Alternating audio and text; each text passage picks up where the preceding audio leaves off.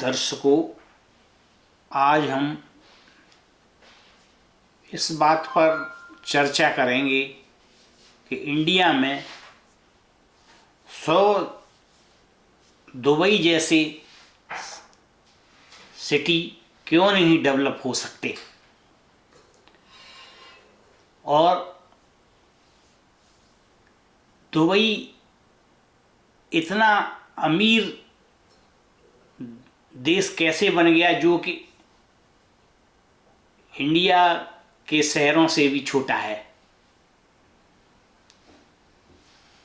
India में 600 ज़िले हैं और इंडिया के एक ज़िले के बराबर दुबई है।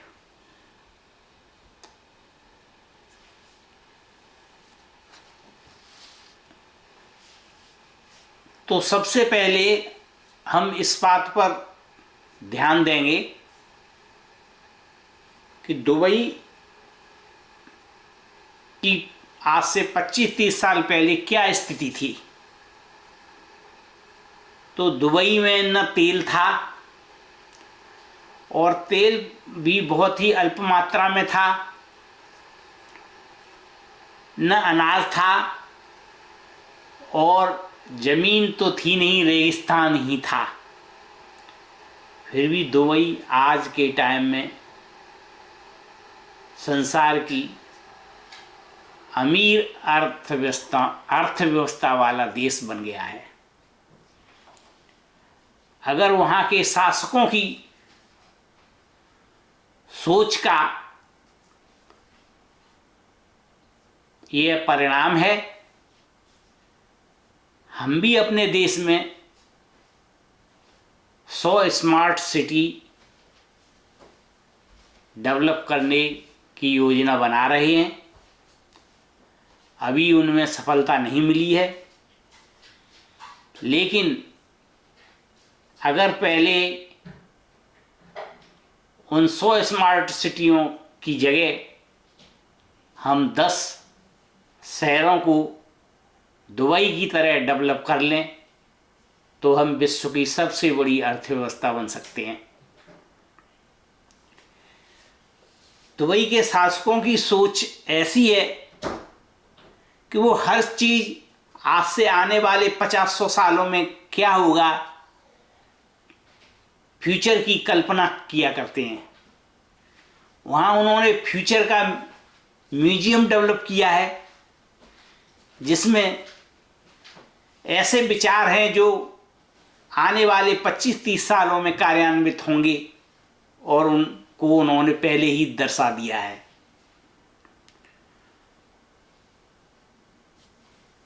उन्होंने उसमें दिखाया है कि आगे आने वाले 2050 तक यह स्थिति आ सकती है कि लोग उड़ सकते हैं। दुबई में ड्राइवरलेस कारें चलेंगी। ऐसा कंट्री जहां न पानी, न अनाज, न नेचुरल स्रोत हैं, लेकिन वो देश आज विश्व की बड़ी अर्थव्यवस्थाओं में गिना जाता है। दुबई कैसे बना, इसकी भी एक अजीब कहानी है। यह एक दूरदर्शक शासक की सोच है। भ्रम है कि दुबई में बहुत तेल होता होगा, लेकिन सच्चाई तो यह है कि वहाँ विश्व की तेल की व्यवस्था का केवल 5% तेल ही निकलता है। न अनाज है, न ज़मीन है, ज़मीन की जगह वहाँ रेगिस्तान है। लेकिन उन्होंने उस रेगिस्तान में भी हर जगह पेड़ों को लगाकर और जगह जगह पानी की व्यवस्था कर, समुद्रों को पाट कर एक ऐसी अर्थव्यवस्था डेवलप की जिसको देखकर बड़ा आश्चर्य होता है। उन्होंने ऐसा माहौल बनाया कि सारी दुनिया का आदमी दुबई में व्यापार करने आता है। वहाँ सबसे कम संसार का टैक्सेशन है। बिजनेस फ्रेंडली इन्वायरमेंट है, इनकम टैक्स के लिए रजिस्ट्रेशन की कोई ज़रूरत नहीं है। ये सब वहाँ के शासक का संकल्प है। दुबई एक्सपो 10 साल की तैयारी के बाद उन्होंने करके दिखाया। दुबई में आने वाला प्रति व्यक्ति प्रतिदिन $500 से ज़्यादा खर्च करता है, और यह टूरिज्म यानी पर्यटन इकोनॉमी का दूरदर्शी परिणाम है। दुबई रेगिस्तान का देश था, लेकिन क्या दुबई में नहीं है? हर चीज को दिखाने पर उन्होंने टिकट लगा रखी है। दुबई दुनिया की चौथी घूमने वाली जगह है। दुबई के शासक को पता है कि दुबई में 20 साल में तेल खत्म हो जाएगा, अतः उसको तेल की अर्थव्यवस्था पर आगे नहीं निर्भर रहना पड़ेगा, इसलिए उसने इस तरह के विकास की परिकल्पना की। ट्रेड हब बनाने के लिए दुबई का एयरपोर्ट दुनिया का सबसे बड़ा एयरपोर्ट बनाया जा रहा है। दुबई में चारों तरफ के संसाधन उपलब्ध हैं। दुबई में फॉरेन विदेश से आने वालों के लिए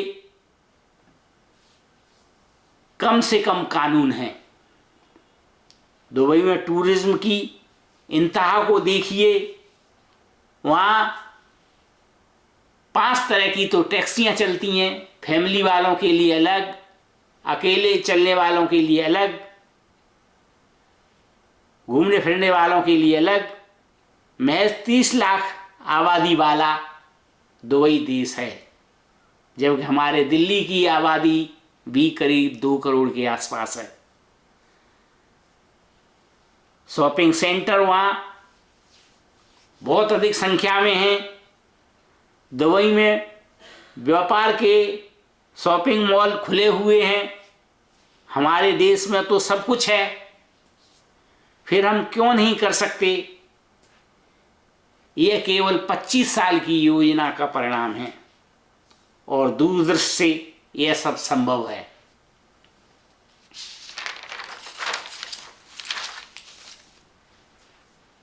देश का हर नागरिक प्रण करे कि हम देश को डेवलप करने के लिए रोज 1 रुपया अगर देश के लिए देंगे,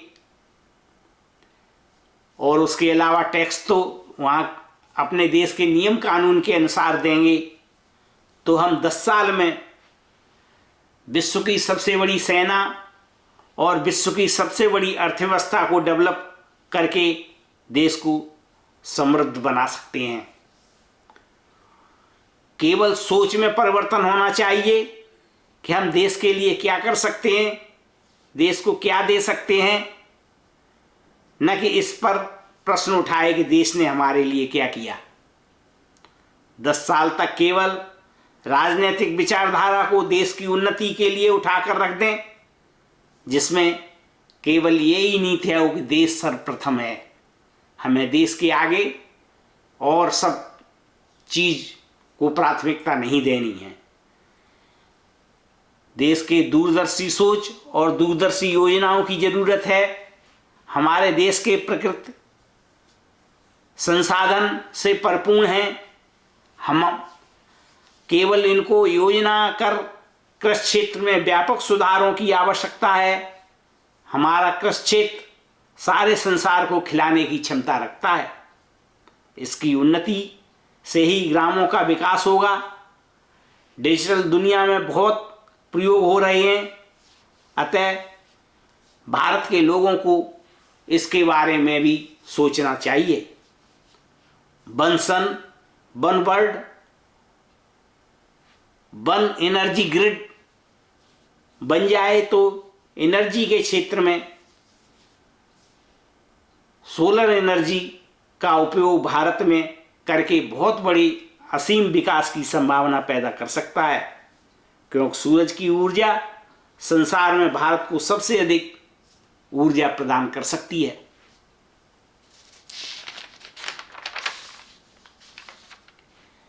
इसी परिचर्चा को लाइक करें और सब्सक्राइब करें। दर्शकों, बहुत बहुत धन्यवाद।